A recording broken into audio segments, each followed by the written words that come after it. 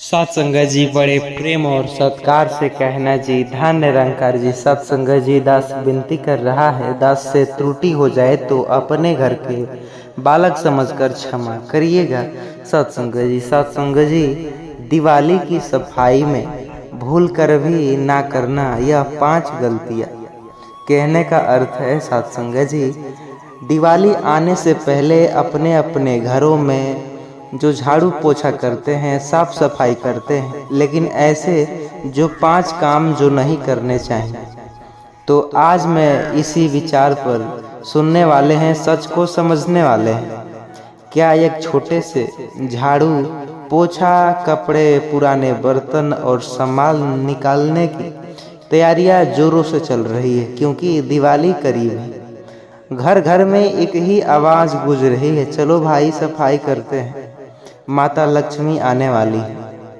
लेकिन क्या कभी आपने सोचा है कि दिवाली की सफाई में जो चीज़ हमें जो कचरा समझकर फेंक देते हैं, उन्हीं में कभी कभी हमारी बरकत, हमारा भाग्य और हमारी लक्ष्मी छुपी होती है। जी हाँ, निरंकारी विचार भी यही कहता है, जो चीज़ें हमें मामूली लगती है वो कभी न कभी ईश्वर के संकेत होते हैं। दिवाली केवल बाहरी सफाई का पर्व नहीं, यह आत्मा की सफाई का भी समय है। लेकिन यह शुद्धिकरण के चक्कर में अगर आपने ये 5 चीज़ें जो गलती से भी फेंक दी, तो समझ लीजिए आपकी खुशियों का ताला जो बंद हो गया। तो सत्संग जी, बिना देरी किए वो सच्चाई समझते हैं, तो समझ लीजिए आप अपनी खुशी पर ताला खोलिए। आज मैं बताने जा रहा हूँ, दिवाली की सफाई में मत फेंकना ये 5 चीज़ें, जिसमें छिपा है घर घर का सौभाग्य और ईश्वर का संदेश। तो अंत तक सुनिएगा और आखिरी में निरंकारी सच्चाई जो आपके सामने जीवन की दिशा बदलेगी। तो सत्संग जी, चैनल पर नए होंगे सब्सक्राइब भी कर लीजिएगा वीडियो को। आइए शुरू करते हैं। कई लोग दिवाली की सफाई में पुराने सूखे तुलसी के पौधों को फेंक देते हैं। सोचते हैं अब तो ये सूख गया है, इसका क्या काम। लेकिन आप नहीं जानते, तुलसी सूखती नहीं, वह तप करती है। तो निरंकारी विचार भी कहता है, तुलसी भले ही सूख जाए पर उसमें परमात्मा की शक्ति बनी रहती है। यह पौधा आपको घर की ऊर्जा को शुद्ध रखता है और इसे फेंकना मत, मतलब लक्ष्मी और विष्णु दोनों का अनादर करना चाहिए। अगर तुलसी का पौधा सूख जाए तो उसे फेंकने की बजाय पवित्र भूमि में विसर्जित करें, गंगा जल चढ़ाए और इस नई तुलसी लाकर प्रण करें कि मैं अपने घर में ईश्वर का निवास स्थित करूंगा। जो लोग तुलसी को बिना सम्मान के फेंक देते हैं, उनके घर लक्ष्मी धीरे से चली जाती है और फिर बरकत जगह कलह बस जाती है। झाड़ू को हम साफ सफाई का साधन मानते हैं, परंतु यह केवल सफाई का नहीं, लक्ष्मी का प्रतीक है। दिवाली से पहले आपने भी कही होगी, इसमें लक्ष्मी माता बसती हैं झाड़ू में, नई झाड़ू खरीद ले। तो सत्संग जी, तब पुरानी को जो फेंक देते हैं और आदत बन चुकी है। लेकिन ध्यान रखिए, टूटी झाड़ू को भी सम्मान से ही विदा करने चाहिए, क्योंकि टूटी झाड़ू में भी देवी का निवास छिपा होता है। निरंकारी विचार का भी यही मानना है सत्संग जी, क्योंकि झाड़ू में लक्ष्मी देवी का निवास। निरंकारी विचार भी यही बताता है, जो साधन तुझे स्वच्छ और सच्चाई तक ले जाए उसका अपमान मत करना। झाड़ू को कभी पैर से मत छुइएगा और सफाई करते वक्त रात में इसका प्रयोग बिल्कुल न करिएगा, इससे बचिएगा। कितने लोग इसको प्रयोग करते हैं। दिवाली की सफाई के समय झाड़ू, जो पुरानी झाड़ू को फेंकने से पहले अगर आप उस पर हल्का सा हल्दी और कुमकुम लगाकर धन्यवाद दो, तो माता लक्ष्मी रूप से जो आपके घर की रक्षा करती है। जो झाड़ू का अपमान करता, उसके घर से बरकत भी धीरे धीरे गायब हो जाती। दिवाली की सफाई के दौरान हम अलमारी, दरवाजे या मंदिरों के पास रखे पुराने सिक्कों और फटे नोटों को अक्सर फेंक देते हैं। लेकिन ये नोट केवल कागज नहीं, ये माता लक्ष्मी का आशीर्वाद है। फटा हुआ नोट हो या पुराना, यह धन का प्रतीक है और धन को कभी पवित्र नहीं किया जाता।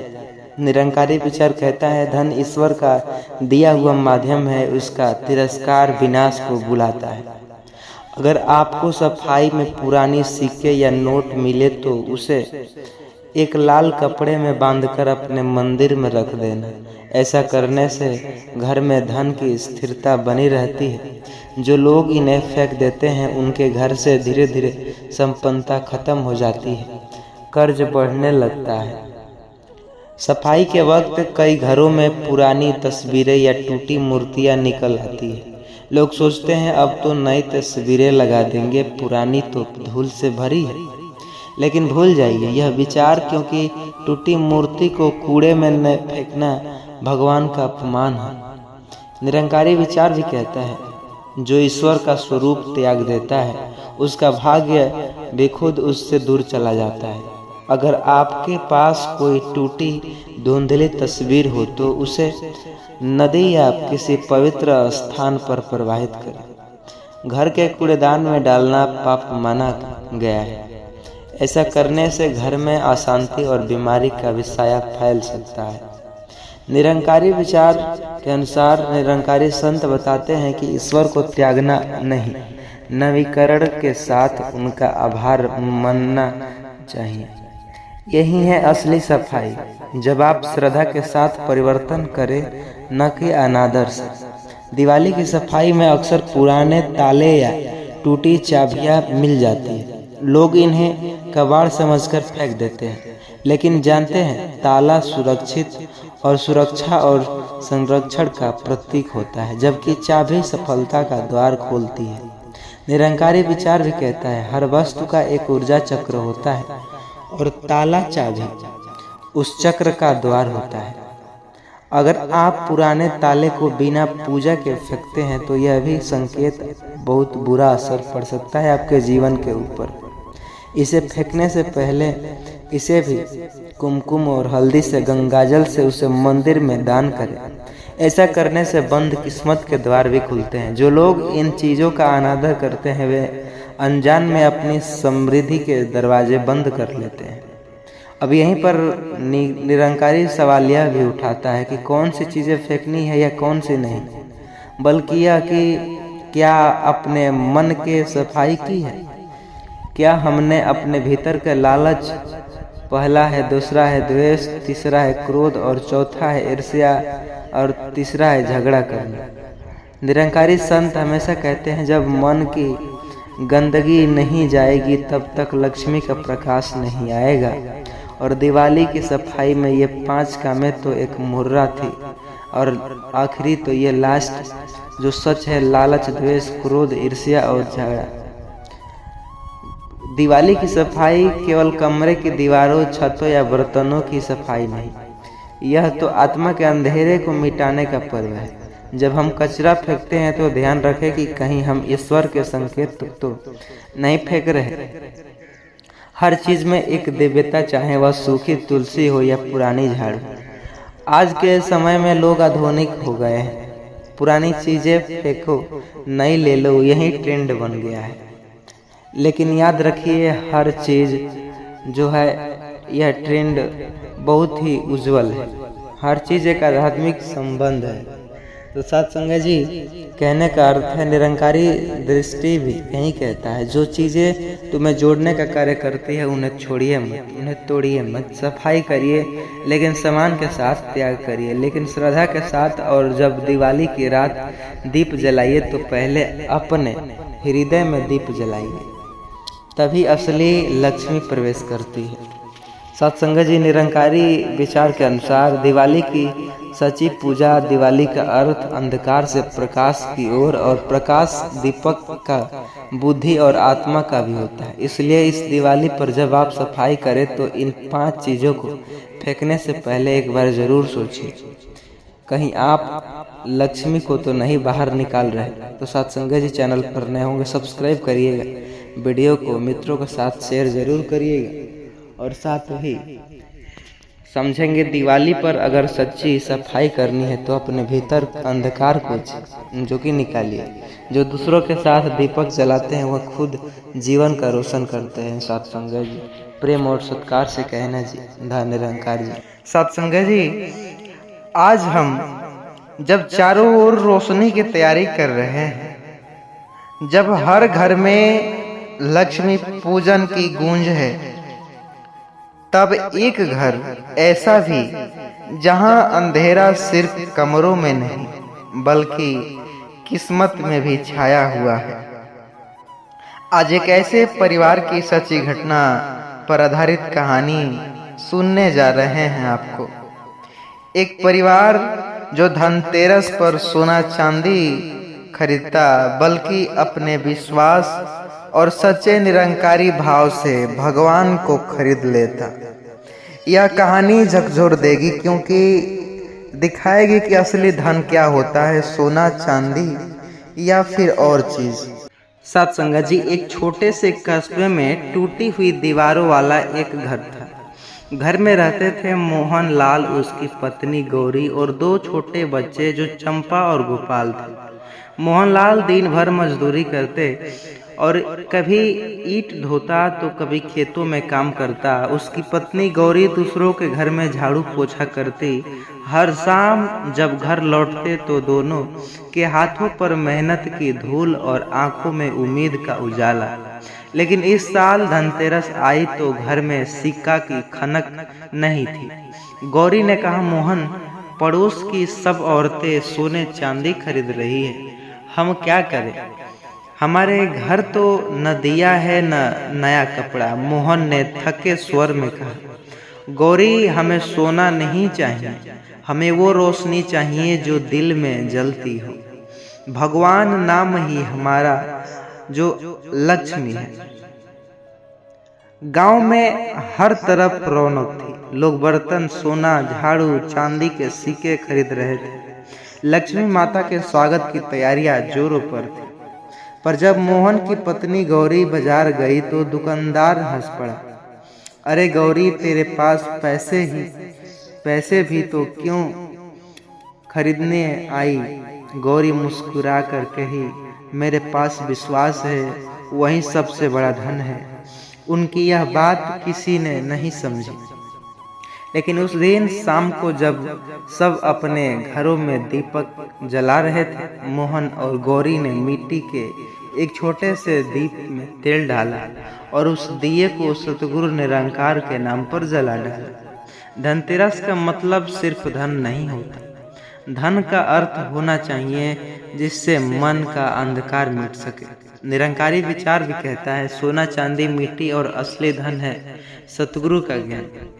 मोहन ने अपने बच्चों से कहा, बच्चों, जब हम निराकार को जान लेते हैं तो हमारा भीतर की जो गरीबी मिट जाती है।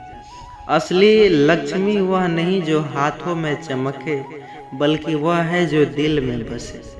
उस रात पूरा गांव चमक रहा था, पर मोहन घर का किसी मंदिर से कम नहीं लग रहा था उसका घर, क्योंकि वहाँ सच्ची रोशनी ईश्वर की पहचान थी। तो सत्संगत जी, धनतेरस की रात जब सब अमीर परिवार पूजा में व्यस्त थे, तभी गांव में मंदिर के पास साधु पड़े और आए, भूखे प्यासे और थके हुए। किसी ने उन्हें भोजन तक नहीं दिया। सभी अपने घर की सजावट और पूजा में उलझे थे। मोहन ने देखा और अपनी थाली का आधा हिस्सा उन साधु को दे दिया। पत्नी ने कहा, हमारे पास तो कल के लिए कुछ भी नहीं। मोहन बोला, यह धनतेरस और आज अगर किसी भूखे को खाना खिला दिया तो समझ लो हमने किसी सोना खरीद लिया। साधु बोले, बेटा, आज तूने मुझे भोजन दिया है, लेकिन वास्तव में तूने अपने घर में परमात्मा को बुलाया। उस रात अचानक मौसम बदल गया। आधे रात को पूरा जो गांव में तूफान आया। कई अमीरों के घर की लाइटें चली गई, बिजली के खंभे गिर गए, पर मोहन के घर का छोटा सा दिया जो बिना हिले जलता रहा। सुबह जब गांव वालों ने देखा तो यह सब आश्चर्यचकित थे। अरे, इस गरीब के घर का दिया कैसे नहीं बुझा? गौरी ने कहा मुस्कुराकर, क्योंकि यह दिया तेल से नहीं श्रद्धा से प्रेम से जला था। यह दीपक निराकार के नाम पर था। धनतेरस का असली अर्थ यह है कि धन का 13वां स्वरूप धर्म का ज्ञान। आज लोग सोना चांदी खरीदने में लगे हैं, पर किसी ने यह नहीं सोचा कि यह सब अस्थायी है। सत्संग जी, निरंकारी विचार कहता है, जिस दिन मनुष्य ने अपने भीतर के अहंकार, लोभ और डर को त्याग दिया, उसी दिन उसके जीवन में लक्ष्मी स्वयं प्रवेश कर जाती है। मोहन का घर गरीब था, लेकिन आत्मा अमीर थी। उसने कुछ खरीदा नहीं, पर निरंकार को अपना बना लिया। वह धनतेरस उसके जीवन की सबसे बड़ी दिवाली बन गई। धीरे धीरे गांव में सबको एहसास हुआ कि धनतेरस पर अमीरी नहीं बल्कि दया खरीदनी चाहिए। अगले साल से लोगों ने अपने घरों के साथ साथ गांव के गरीब घरों में भी दीपक जलाना शुरू किए।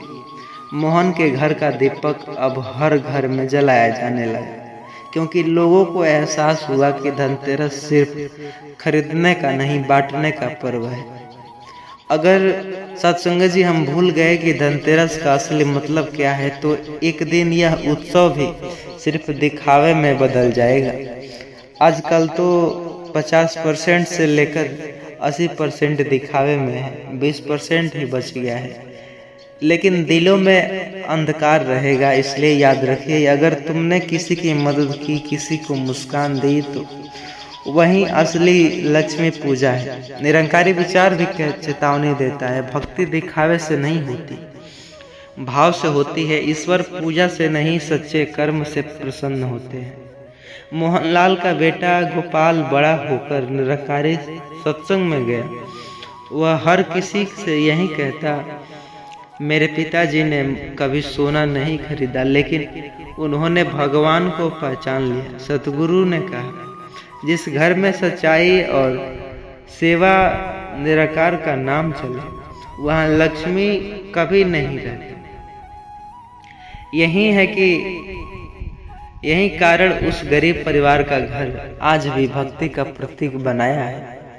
धनतेरस का असली संदेश यह, धन नहीं धर्म खरीदो, सोना नहीं संतोष अपनाओ, दीपक नहीं दिव्यता जलाइए, क्योंकि असली अमीरी वही है जो आत्मा में बस जाए।